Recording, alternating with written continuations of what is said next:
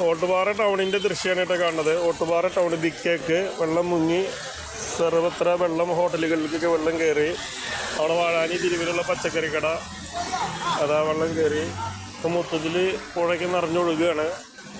അതാ സ്ഥിതി ഭയങ്കരമായ പ്രശ്നത്തിലേക്കാണ് പോകുന്നത്. കാരണം മഴ വീണ്ടും ശക്തമായി പെയ്യുകയാണ്. വരും മണിക്കൂറുകളിൽ അതിശക്തമായ മഴയ്ക്ക് സാധ്യത ഉണ്ട്.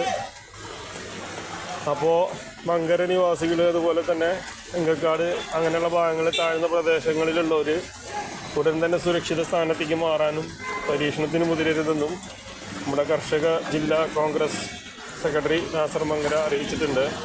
അതുപോലെ തന്നെ വാഴാനി ഡാമും ഒരുപക്ഷെ മീറ്റർ ഉയർത്താൻ, ഇപ്പോൾ തുറന്നതിനേക്കാൾ ഉയരത്തിൽ തുറക്കാനുള്ള സാധ്യത ഉണ്ട്. തോട്ടുപാറ ടൗണാണ് ഈ കാണുന്നത്. ഫയർഫോഴ്സ് എത്തിയിട്ടുണ്ട്. എന്തിനും സന്നദ്ധരായിട്ട്